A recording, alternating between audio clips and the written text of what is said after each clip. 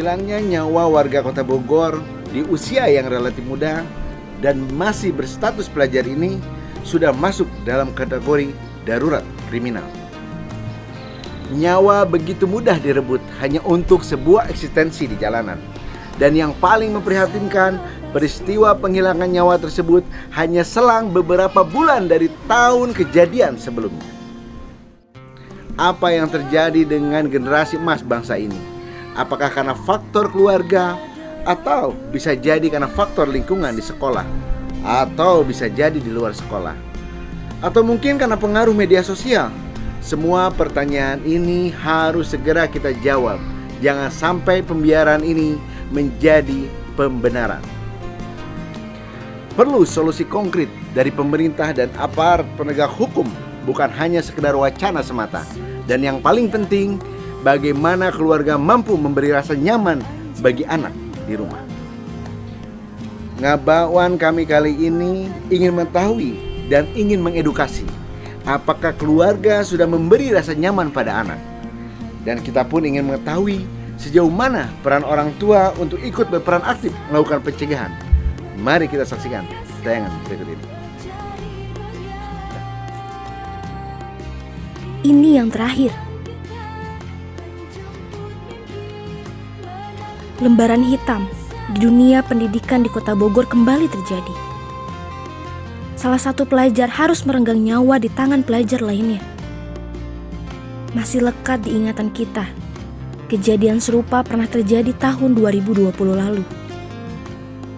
Di awal tahun itu, satu pelajar SMA di Kota Bogor tewas setelah mendapat luka tusuk usai tawuran di Jalan R.E. Marta Dinata, Kota Bogor, 25 Januari 2020. Selang 2 pekan berikutnya, pada 2 Februari 2020 dini hari, di Jalan Panduraya, Kota Bogor, seorang pelajar kembali tewas. Tidak hanya itu, pada 29 April 2020, tepatnya di bulan Ramadan, di mana bulan penuh dengan keberkahan di saat umat muslim sedang berbahagia bersantap sahur, kembali seorang pelajar Kota Bogor mati sia-sia. Setelah sebelumnya mereka janjian untuk melakukan tawuran di media sosial. Belum cukup sampai di situ. Pada Agustus 2020, kembali seorang pelajar Bogor tewas mengenaskan setelah terkena luka senjata tajam di punggung dan pinggang akibat tawuran. Dan di awal tahun 2021, menjelang pembelajaran tatap muka, pelajar Kota Bogor kembali membuat ulah. Sedikitnya 2 kali Satgas Pelajar dan kepolisian menciduk anak-anak yang hendak tawuran. Di antaranya, medio Juni 2021, saat 63 pelajar diamankan di wilayah Kecamatan Bogor Barat saat hendak tawuran.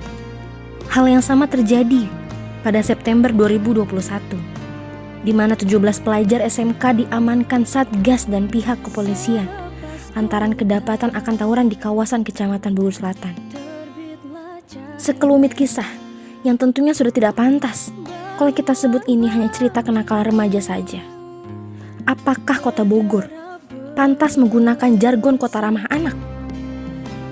Apa yang salah dengan sistem pendidikan kita sehingga anak-anak bisa dengan leluasa membawa senjata tajam di jalanan dan menjadi hakim atas dasar sedang mencari jati diri? Tewasnya pelajar di kawasan Taman Palupu harusnya menjadi cambuk untuk Forkopimda di Kota Bogor. Perlu solusi untuk saling menguatkan dan melakukan antisipasi dan tindakan yang efektif dan terukur. Bukan hanya tindakan yang live service semata. Harus konsisten dan ada efek jera untuk pelaku atau sekolah. Selain itu, yang paling penting adalah peran orang tua yang harus dikembalikan ke tempat semestinya. Orang tua harus hadir, bukan malah ikut asik bermain game dan asik bermedsos. Pelajaran tentang adab dan edukasi serta penguatan ilmu agama sangat mutlak diperlukan demi mencegah moralitas generasi emas yang mulai terkikis saat ini. Ngabawan, ngariung bareng Dewan. Jalan pulang menuju Ka'bah, Jalan Hijau, Resa, Melania.